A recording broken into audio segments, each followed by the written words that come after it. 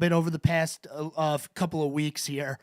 Leagues Cup is important. It is the tournament for North American soccer where MLS and the Mexican League go into a tournament. It's very similar to every other soccer tournament that there is, where you're going to have a group play and then you get into a knockout stage. And last year, somehow, some way, Charlotte FC was able to put together a good run during that time.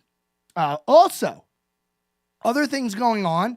We have high school sports kicking back off. Yes, that is right. High school sports are back, baby. They are back as practices start today.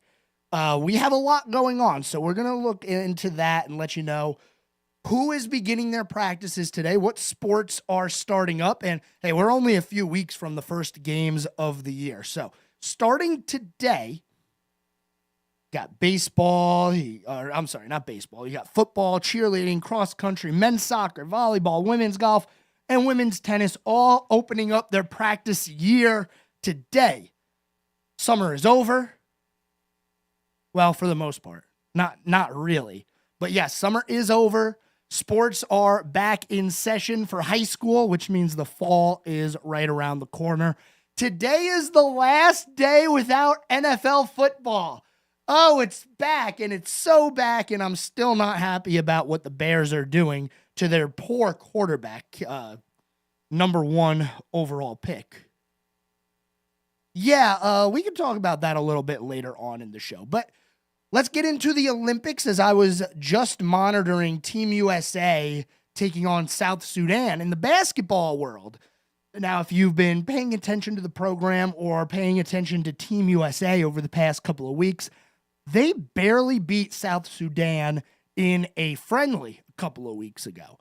Well, now they play South Sudan in not a friendly, but actual Olympic competition. And Team USA basketball, well, they did not disappoint this time, getting the win in a I wouldn't say very one-sided, but it definitely was one-sided. Team USA really never giving up control of that game. They get the win 103-86. And I'll tell you what, I was aware that FIBA basketball was different than the NBA, but I didn't know how different it was. Like goaltending, when the ball is bouncing around the rim and it may go in, it may not go in, you're allowed to swat it out, which we saw early in the game a couple of times. The court is shorter.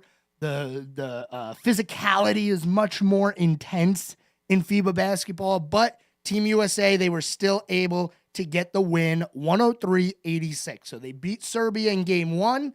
They beat South Sudan. And now, let's see, on Saturday, they take on Puerto Rico in their final group play game before we get into elimination play. And I mentioned it at the very beginning of the show, Team USA getting another medal, a gold medal, as Katie Ledecky was able to bring home a gold in the 1500 women's freestyle not that long ago. So congratulations, Katie Ledecky, one of the best athletes that we have, honestly, man. Katie Ledecky is something special, that's for sure. So that puts the U.S. still atop the total medal count at 30. The next closest country is France with 26 medals.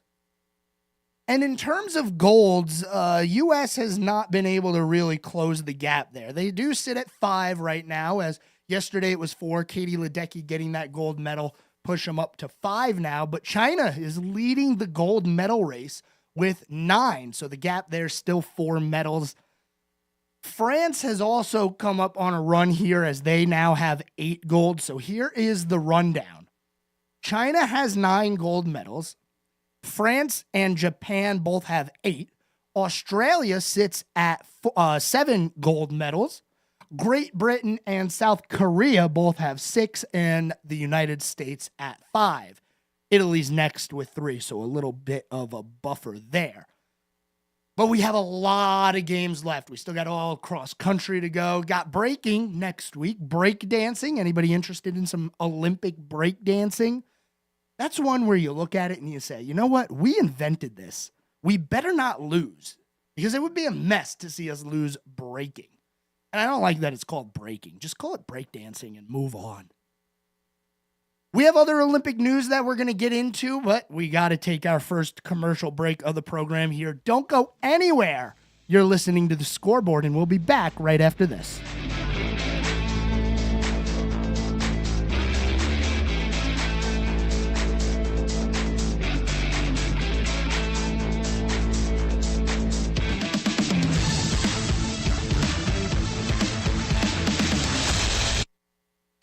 This guy knows his sports, right?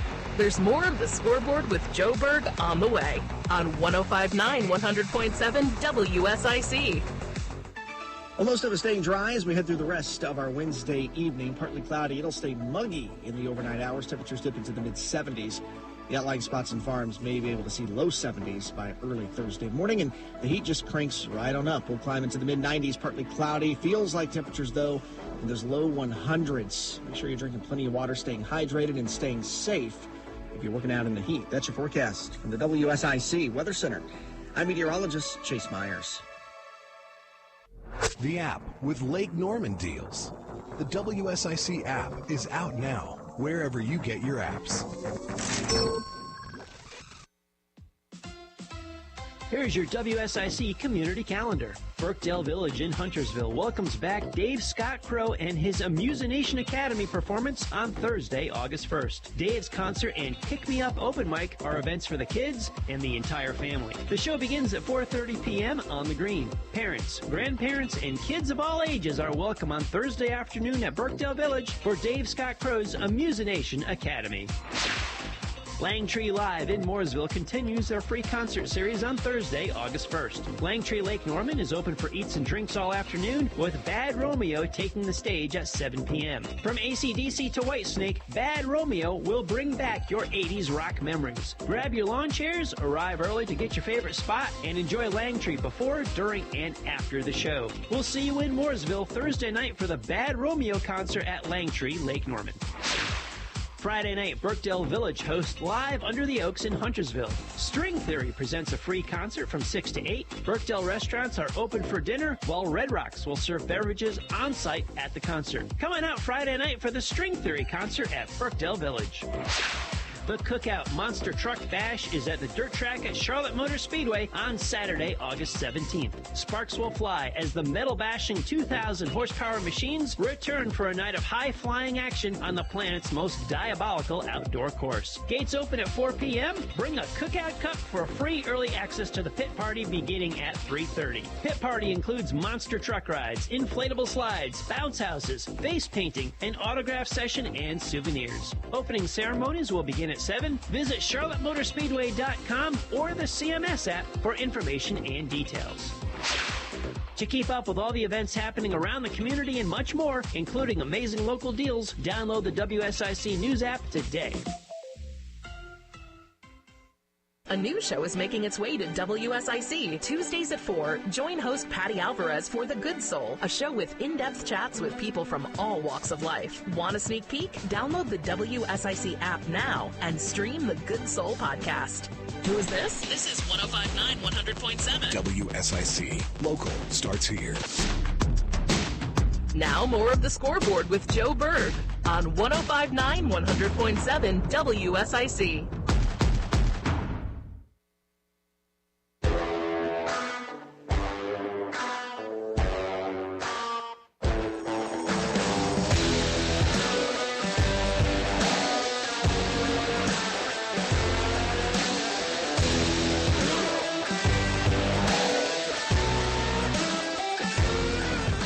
All right, ladies and gentlemen, welcome back.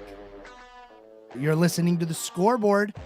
844-STUDIO-4 is the phone number. If you have something on your mind, maybe you might want to chat with me. I'm here for you, and we're going to spend the next, let's call it 41 minutes together, chatting about the world of sports. Anybody out there heading home on this 5 o'clock hour. Be safe out there. I know it can get absolutely crazy on I-77. So just take your time. Everybody relax. Make it home safe. You know who did not take her time today? And that was Katie Ledecky. We talked a little bit about this on the other side of the commercial. She got a gold medal today. It's her first gold medal of these Olympics. She got it for the 1,500 meter freestyle. Couldn't tell you what a meter is. She also set an Olympic record. 15 minutes, 30 seconds, almost exactly, to set the Olympic record and get her first gold medal of these Olympic Games. She now has won 12 medals in 4 Olympic Games, tying her for the most Olympic swimming medals won by a woman, with America's Jenny Thompson, Dara Torres, Natalie Coughlin, and also Australian Emma McKeon, who is also competing right now. Ledecky has 2 more events at the Paris Olympics, the 4x200 freestyle relay and the 800 freestyle. So still a couple of chances. And that's really our best chance, I feel like, right now in the immediate future for gold medals. Team USA Soccer, the men's national team, they have made it to the quarterfinal rounds. That's a little bit later on. And the women as well are going to go to the quarterfinal. That is kind of a foregone conclusion. Men's basketball, they got the win against South Sudan, should win a gold medal in basketball, and so should the women, as they have also been flying through this Olympic season, doing pretty good. We're going to move on from the Olympic coverage right now. We're going to make our way to Major League Baseball. The MLB trade deadline was yesterday. And holy moly, was it intense. You know, I've talked about it, and I talked about it yesterday, how there are times where the deadline isn't as exciting as we hope it would be. But this year, we definitely got our fill for, good trades. The Dodgers came out and absolutely shocked everyone, making a few last-minute trades. And like I said, at the end of the day yesterday, we had some trades coming in the last minute and after 6 o'clock. So the deadline was at 6. Once it got to 6 o'clock Eastern time, you were not allowed to trade anymore. Well, even with that being said, there were trades coming in. The reason being, so many happened yesterday that they had to process them and report them. Some big ones, the Cardinals got right-handed reliever Sean Armstrong from the Rays for Dylan Carlson. You also have the Dodgers, who were able to get center fielder Kevin Kiermaier from the Blue Jays. Also, Jack Flaherty went to the Dodgers. We talked about that at the buzzer yesterday. And Eloy Jimenez from the Chicago White Sox to the Baltimore Orioles. Isaiah Kiner-Falefa goes to the Pirates from the Blue Jays. Tanner Scott goes to San Diego, as well as Brian Holing. And I'll tell you what, there were a lot of teams making trades during this deadline that I wasn't expecting them to be all in. You know what I mean? Like, the Cardinals, they seemed to try to go all in this deadline. Now, I didn't expect that. When you look at the current standings, they're only 5 games behind the Brewers for the NL Central, which is completely doable if you're the Cardinals. That's something that can be made up. The Pirates also 5.5 games back as well. So you got a little bit of a race there in the NL Central, but I wasn't expecting the Cardinals to come out and be one of the most active teams at the deadline. The Dodgers, it wasn't a surprise seeing them make a bunch of trades. They have a super roster. Like, if you just look at the names on the Dodgers roster, you're going to recognize more than half of them, more than 3/4 of them, because all they do is go out and get these big name players, and that's what they did at the trade deadline yesterday. So the Dodgers got significantly better. One team that was not as active yesterday were the New York Yankees, who are currently, as we stand, half a game behind the Baltimore Orioles for the lead of the American League East. They did their damage a lot earlier in the deadline, though, making a few big trades. So the Yankees, not a team that made many moves yesterday. The Orioles, though, who are in front of them, we talked about them and the big moves that they've made. Orioles really going all in this year.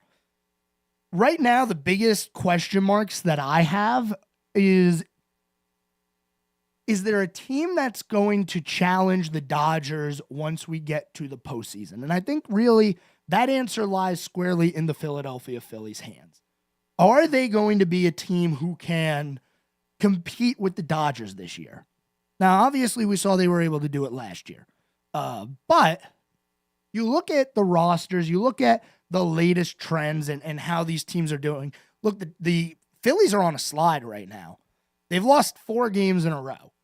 And it does help that they have the Atlanta Braves behind them, who are missing their best player, Ronald Acuna Jr.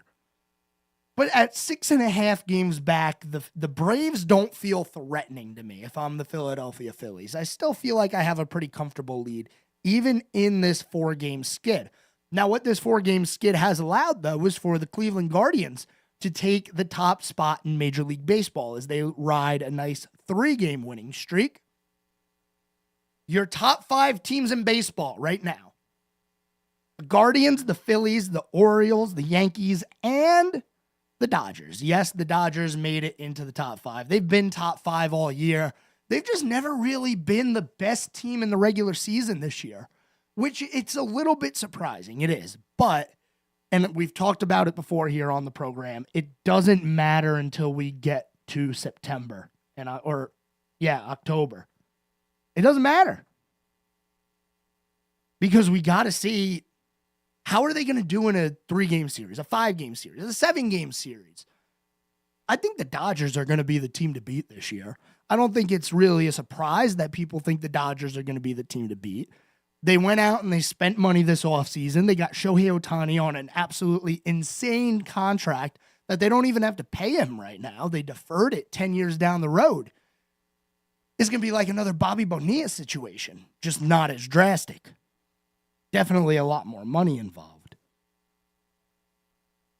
One team that I expected to be a little bit more active was the Kansas City Royals. The Royals are in an interesting spot here where they're relevant again. And it's been a while since they've been relevant, but you got to remember, this team lost 106 games last year. The Royals did. So for them to even have a chance to make the playoffs, that's pretty good. Now, they did go get Michael Lorenzen, Paul DeJong, and a few others, but none of them are, oh my goodness, like my eyes are popping out of my head. I can't believe what the Royals did. I would have thought that with the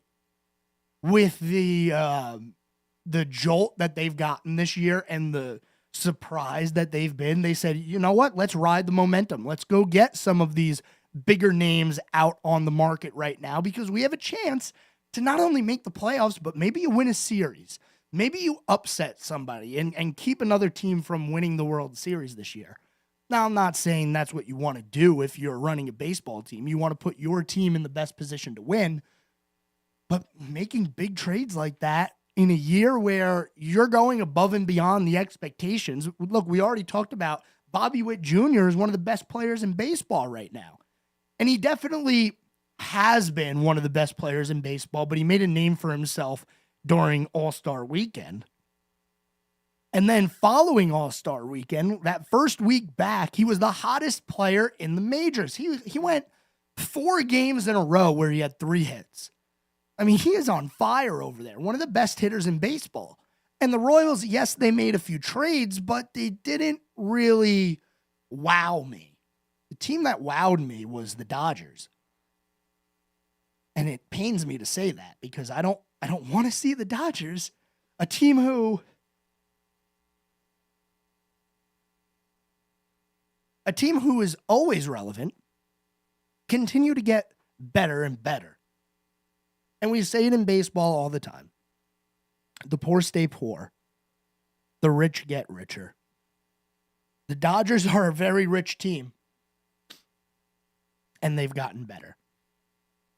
And like I said, the Yankees, another team like that where it's like, man, really, they're the evil empire and all. They got better as well. Jazz Chisholm, who they traded for before the deadline, has broken a Yankee record. He hit 4 home runs in his first 3 games. He's the first Yankee to ever do that. So we're going to have a race for in our hands when we get to playoff time. It's going to be an interesting time. We're heading to our next commercial break here. Don't go anywhere. You're listening to The Scoreboard, and we'll be back after this. This guy knows his sports, right? There's more of The Scoreboard with Joe Berg on the way on 105.9 100.7 WSIC. Well, most of us staying dry as we head through the rest of our Wednesday evening. Partly cloudy. It'll stay muggy in the overnight hours. Temperatures dip into the mid-70s. The outlying spots and farms may be able to see low 70s by early Thursday morning, and the heat just cranks right on up. We'll climb into the mid-90s, partly cloudy. Feels like temperatures, though, in those low 100s. Make sure you're drinking plenty of water, staying hydrated, and staying safe if you're working out in the heat. That's your forecast from the WSIC Weather Center. I'm meteorologist Chase Myers. Tilly Harley-Davidson is simply the best, and their service department is second to none. Right now, 1K, 5K, and 10K M8 service is only $351.25 plus tax, including SIN 3 and heavy gear oil. Stop by to schedule your next service or online at TillyHD.com. Be road ready with Tilly of Statesville. Temperatures are heating up, but the prices are cooling down at Randy Marion Ford Lincoln here in Statesville. How about this?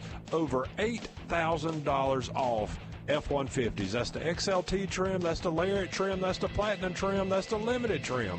That is the Crew Cab, that is the Super Cab. You name it, Randy Marion Ford. We got it right here in Statesville at a big discount on F-150s. Again, over $8,000 off. Come see us today, I-77, exit 49B. The Statesville Family YMCA reminds you that older adults and those with chronic health conditions don't need to feel they must accept impaired balance and limited mobility. Build strength, improve balance, and gain confidence in your mobility through the Moving for Better Balance program. For questions and additional information, email C. Mullins at ymcanwnc.org.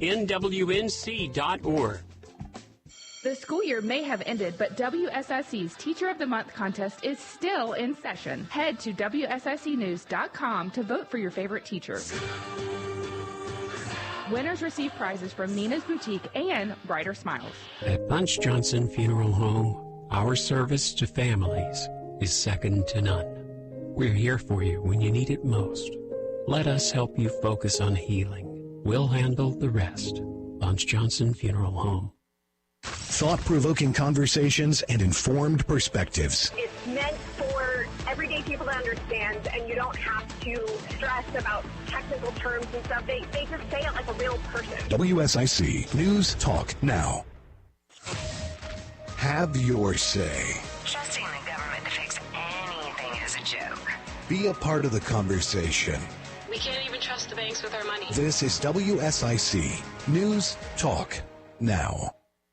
I'm Bryce Johnson with this Unpacking It Sports and Faith Minute. In sports, it can be easy for teams to overlook an opponent. When a team gets too focused on the big opponent ahead, they can lose sight of the team they should be preparing for right in front of them. In our faith journeys, it's easy for us to likewise focus our attention on big sins while overlooking what we perceive to be minor sins. However, it's dangerous to start picking and choosing which of God's commands we're going to be concerned about. 1 John 5:3 says, loving God means keeping his commandments, and his commandments are not burdensome. We can pursue obedience in all areas of our lives if we give the proper attention to God's Word and allow the Holy Spirit to convict us of all of our sins, both big and small. Today, let's remember to take His commands seriously as we pursue Him with all of our hearts and rely on His Spirit to guide us. I'm Bryce Johnson, and you can unpack that. For more, go to unpackingit.com.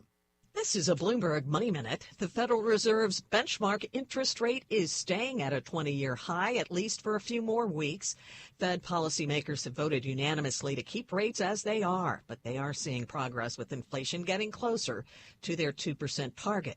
Fed Chair Jay Powell says an interest rate cut could come as soon as September if growth remains relatively strong. Powell's comments extended a rally on Wall Street, especially with chip makers. The Dow is up 99 points, or 0.25%. The S&P added 86, 1.5%. The Nasdaq rose 452, or 2.6%. NVIDIA saw its shares up close to 13% after once again being named Morgan Stanley's pick for top chip stock. Delta Airlines is bracing for a $500 million negative impact from CrowdStrike's technology breakdown this month that led to thousands of canceled flights. The company has hired a prominent attorney to seek damages for the disruption. I'm Nancy Lyons, Bloomberg Radio. The Scoreboard with Joe Berg continues now on 105.9, 100.7 WSIC.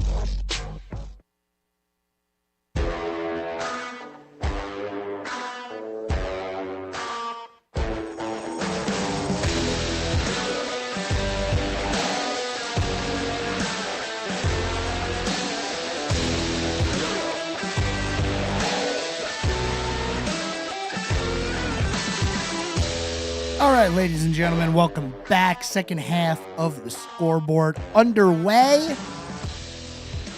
We got a lot of things to talk about. We've been chatting about the Olympics. That's pretty much the biggest story. Team USA basketball winning 103-86 against South Sudan. Katie Ledecky winning the 1500 freestyle, getting the gold medal, her 8th gold medal. And also recently, we kind of moved on from the Olympics for a bit, but let's go back real quick. Coco Gauff lost again. Yes, Coco Gauff lost in the women's doubles and the mixed doubles on Wednesday, which ended her first ever summer in a brutal, brutal way. We all saw what happened in the singles match with Coco Gauff and the tears that were rolling down her face as she lost her game. She felt like it was unfair, but, you know, everybody who loses feels like they lose unfairly. But definitely a sad moment there for Coco Gauff. Do feel for her. I guess she'll have to try again in 4 years, but she's young enough. She'll be back. Don't worry. Future of women's tennis right there. At least U.S. women's tennis. There is a football game tomorrow. I can't believe I'm saying that. The Hall of Fame game between the Houston Texans and the Chicago Bears. Now, yesterday, and I didn't give too much time to this yesterday, but yesterday, Matt Eberflus, when he was talking to the media, talked about how he is not going to be playing his starters, including rookie Caleb Williams. I don't get that. I understand wanting to protect your players, but man, he needs reps. He's a rookie on the worst team in the NFL. He needs reps. The team needs reps. And that's obvious. Anybody who watched the Bears last year would say, oh, yeah, they need some help. Now, I don't understand why we decide to coddle these quarterbacks like that. I mean, I get it. I do. It all has to do with injuries and wear and tear on the body, and you don't want to lose your guy before the season starts. Well, I would prefer that my guy is ready when the season starts, and the only way for him to be ready is to play in the game. And he had a great chance to get an extra preseason game in, which I would have thought was a positive, but nope. I guess the business of the NFL is so large now that you just can't afford to lose your quarterback in a preseason game. And I wasn't even suggesting, I'm not sitting here and saying he needs to be there for every snap of game number 1. I don't care what game it is, if it's preseason, postseason, regular season, off season, he needs to be there. No. I was making the argument, put him out there for a drive, 2 drives. Maybe, excuse me, something about this time of day, I start coughing. I might have choked on something. I'm going to take a sip of water. Hold tight, ladies and gentlemen. I'm sorry.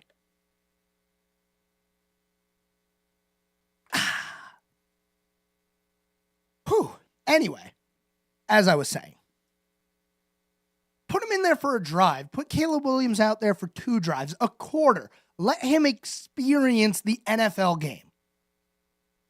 And yeah, it's the NFL watered down because it's the Hall of Fame game, and both coaches are going to decide to play guys who are trying to make the roster, who aren't going to be starting. And I get that. And you should use preseason to round out your roster, to evaluate the talent you have and figure out who you want. But what you should also use the preseason for is getting your starters ready and up to speed. Over the past few years, we've seen a significant decrease in offensive production at the beginning of the year. Why? Because we're losing preseason games. I wouldn't bench anyone for preseason unless your name is Tom Brady and he's retired, or Aaron Rodgers. He's not going to play. Good luck getting that man to step out onto the field during preseason. But guess what? He didn't do it last year. And week 1, 4 plays in, 3 plays in, torn Achilles. You got to get them in the game. There's only so much that you can do to prepare by not being in the game. Lifting weights, running drills, all of that is great. But the best way to get ready for the season is to play in the preseason games. And I get that it's not the popular opinion to do that, but if I'm a coach, I am telling my guys, you will be playing in every preseason game. Now, maybe you're not going to play every quarter and every second of the game, but I'm going to put you out there and you're going to play because you got to figure it out. You got to get your feet under you. You got to get your legs going. But that's not what happens. And why am I talking about this? Well, let's circle this all the way back to the Carolina Panthers. Bryce Young, horrible year last year. Was it his fault? Was it the team's fault? Was it the coach's fault? Yes, it's all of it. It was everyone's fault. They were terrible last year. Dave Canales, the new head coach, what does he decide to do? Does he play his players in the preseason? Game number 1 next week in Foxborough against the Patriots. I'm putting Bryce Young out there. Go figure it out. Go learn your offense. Go play against somebody who isn't on your own team, because that's all you're doing in preseason. I know you have the joint practices and things like that, which, to be honest, I feel like we haven't heard much of this year, of these joint practices getting out of hand, which was always the best. Preseason, training camp, joint practices, getting in fights. Go out and play somebody who's not on your team. Figure out the offense. I really hope that the Panthers are going to be smart this preseason and say, okay, we only have a few games here. We got 3 games to get ready. Go out there and figure it out. Get better. Learn the offense more, because obviously Dave Canales is going to change some things. Maybe not the entirety of the offense, but he's definitely changing things. It's a different coach, different style of play, different fundamentally, I don't know what I'm trying to say there. Different way of thinking about the game. So go out there, play. Don't sit the bench. And if you get hurt in preseason, fine, so be it. You got hurt playing. At least you didn't get hurt in training camp. I'm going to get off my high horse on that one, because I really, really hope that these coaches and these teams decide that, hey, playing in the preseason is important as much as the fans may not care. Now, unless you're a diehard fan and you're like, I want to know who our 5th string cornerback is going to be this year, you're probably not paying attention to the preseason all that much. It's just the truth of it. Now, for a coach, yes, round out your roster, figure out the depth, get the talent on there, but also, while you do that, warm up your starters. Get them ready to go. I'm going to get off the high horse now, I promise. 844-STUDIO-4. That's 844-788-3464. We're going to head to our final commercial break here. On the other side, we'll talk a little Charlotte FC as they take on Cruz Azul in the second game of their group play in League's Cup. And we'll have this day in sports history. So don't go anywhere, ladies and gentlemen. You're listening to The Scoreboard, and we're back after this.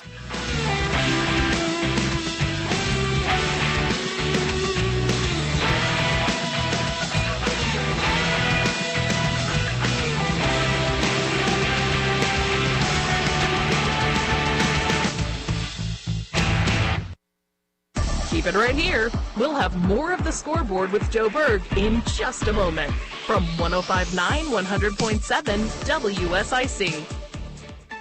Well, most of us staying dry as we head through the rest of our Wednesday evening. Partly cloudy. It'll stay muggy in the overnight hours. Temperatures dip into the mid-70s. The outlying spots and farms may be able to see low 70s by early Thursday morning, and the heat just cranks right on up. We'll climb into the mid-90s, partly cloudy. Feels like temperatures, though, in those low 100s. Make sure you're drinking plenty of water, staying hydrated, and staying safe if you're working out in the heat. That's your forecast from the WSIC Weather Center. I'm meteorologist Chase Myers.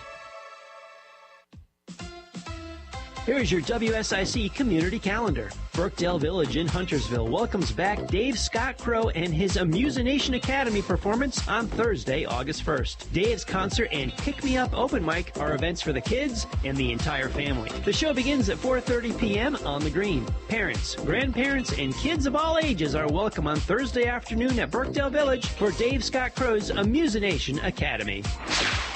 Langtree Live in Mooresville continues their free concert series on Thursday, August 1st. Langtree Lake Norman is open for eats and drinks all afternoon, with Bad Romeo taking the stage at 7 p.m. From AC/DC to Whitesnake, Bad Romeo will bring back your 80s rock memories. Grab your lawn chairs, arrive early to get your favorite spot, and enjoy Langtree before, during, and after the show. We'll see you in Mooresville Thursday night for the Bad Romeo concert at Langtree Lake Norman. Friday night, Brookdale Village hosts Live Under the Oaks in Huntersville. String Theory presents a free concert from 6 to 8. Brookdale restaurants are open for dinner, while Red Rocks will serve beverages on site at the concert. Come on out Friday night for the String Theory concert at Brookdale Village. The Cookout Monster Truck Bash is at the dirt track at Charlotte Motor Speedway on Saturday, August 17th. Sparks will fly as the metal-bashing 2,000 horsepower machines return for a night of high-flying action on the planet's most diabolical outdoor course. Gates open at 4 p.m. Bring a Cookout Cup for free early access to the pit party beginning at 3:30. Pit party includes monster truck rides, inflatable slides, bounce houses, face painting, an autograph session, and souvenirs. Opening ceremonies will begin at 7. Visit charlottemotorspeedway.com or the CMS app for information and details. To keep up with all the events happening around the community and much more, including amazing local deals, download the WSIC News app today. Quality Car Care is your local Toyota specialist and a licensed NC inspection station. Plus, find a huge selection of quality pre-owned cars at QualityCarCareStatesville.com or call 704-871-2535. Whatever the story, We have to end our dependence on China. have your say. This debt crisis is going to set our economy back big time. This is WSIC News Talk Now. Talk sports with Joe Berg. Call 844-STUDIO-4. It's The Scoreboard on 105.9 100.7 WSIC.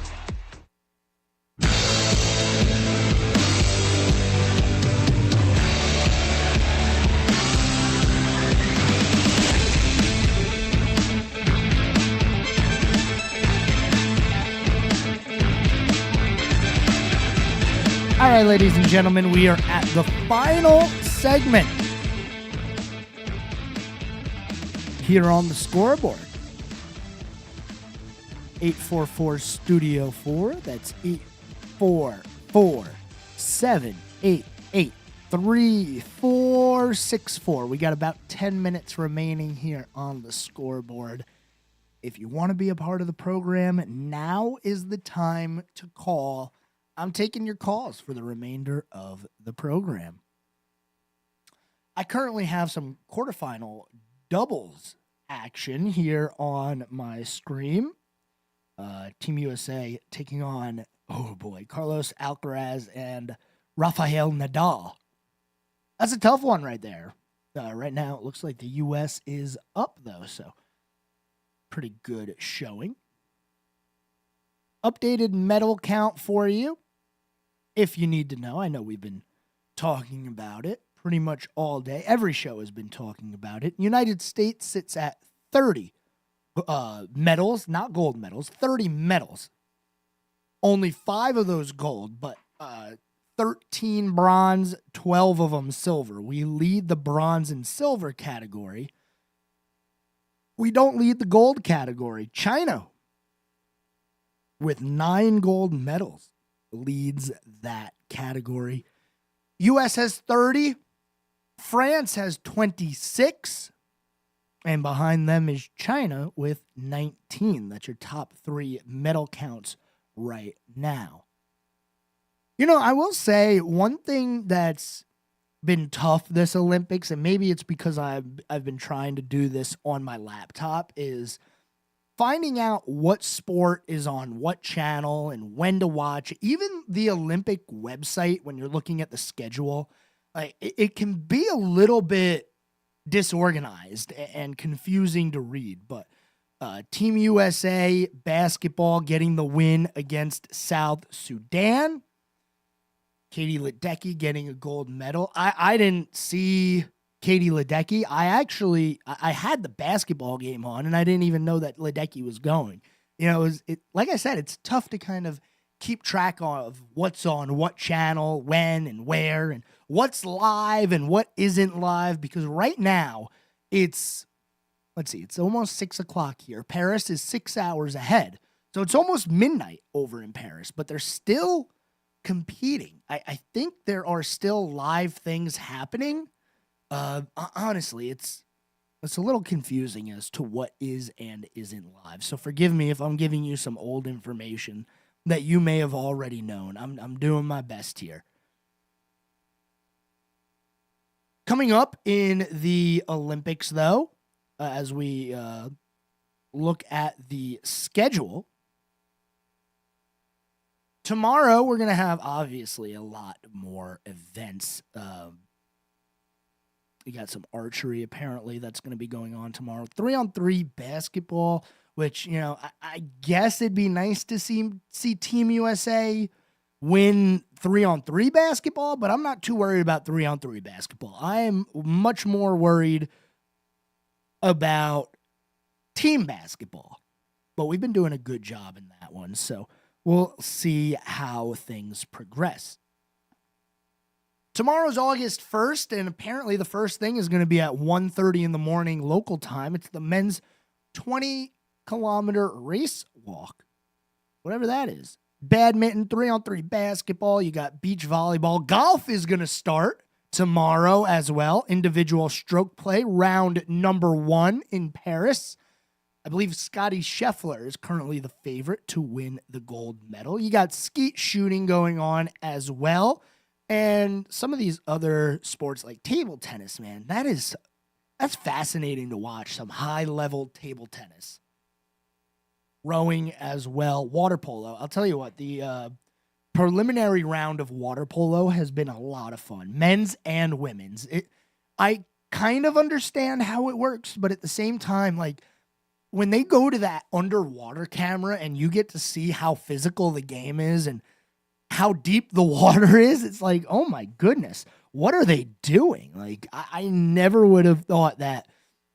Now, I knew you had to be in great shape to play water polo, but how physical it is, and the kicking. Obviously, you're going to kick people when you're trying to tread water and you're that close, but the grabbing and and the tugging on people and pushing people around. It's crazy to see, man. It really is.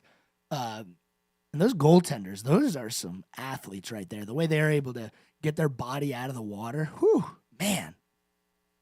Equestrian jumping team qualifiers going to be tomorrow. Some things that are going to be going on a little bit later in the day. Team USA women's field hockey at 11 o'clock against Great Britain.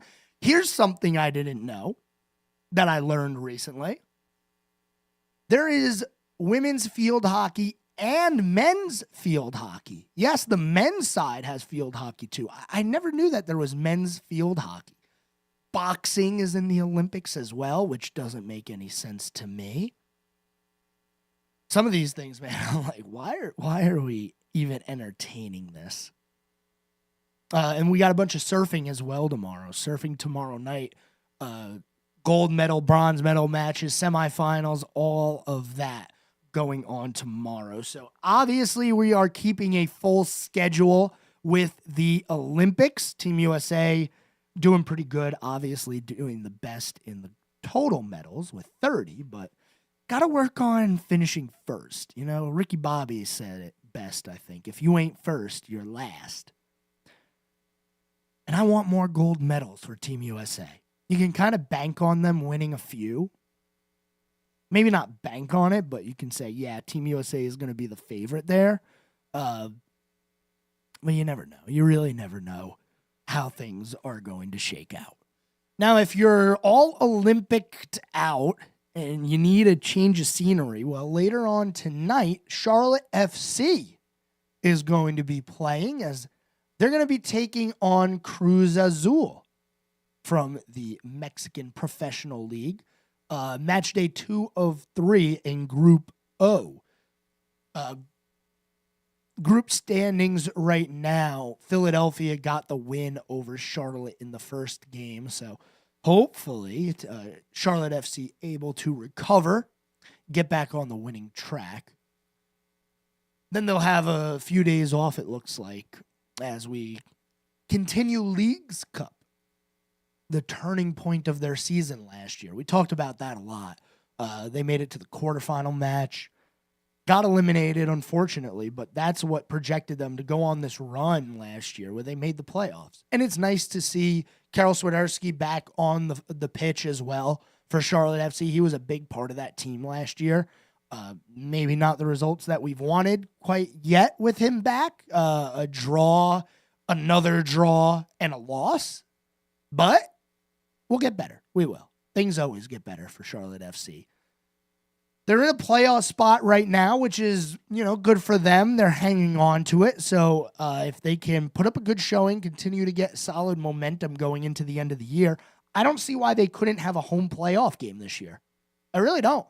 I think that should be the goal now. Last year we made the playoffs. This year, let's get a home playoff game. Let's host a game here at Bank of America Stadium. I feel like that would be a good spot to aspire towards if you are Charlotte FC. Let's get some things wrapped up here on the program with some things that happened on this day in sports history. On this day in 2021, Katie Ledecky wins the women's 800-meter gold for an unprecedented third consecutive Olympics in Tokyo. Whew. And we still got the 800-meter gold, 800-meter race yet to go this year. So we'll see what happens. I would assume that she's going to be the favorite. 2012, Michael Phelps becomes the greatest medal winner in Olympic history as part of the winning 4x200 freestyle in London. The team relay, it was his 19th career Olympic medal and 15 gold medals. Anytime he medaled, only 4 times it wasn't the gold. That's pretty crazy. That almost reminds me of the Eli Manning stat where, yeah, he would go to the playoffs every now and then, but if he won a game in the playoffs, he won the Super Bowl. Just one of those interesting stats you come across every now and then. Baseball. The Blue Jays acquired future Hall of Famer Ricky Henderson from Oakland in exchange for a couple of minor leaguers on this day in 1933. Also on this day, quite a while ago, Lou Gehrig drives in 8 runs and with a grand slam and 2 doubles in a 14-13 win over the Red Sox. Man, 8 RBIs in a game. That is impressive. 1978, Cincinnati infielder Pete Rose singles off of Phil Niekro to extend his hitting streak to 44 games. Obviously, he did not break the all-time record. Thanks, everyone, for tuning into the Scoreboard today. Appreciate you rocking with me on this Wednesday. Lots going on in the world of sports tonight and tomorrow. Tune back in tomorrow, same time, same place on the Scoreboard, and we will let you know what's going on. Until then, have a good night, everyone. Serving you better than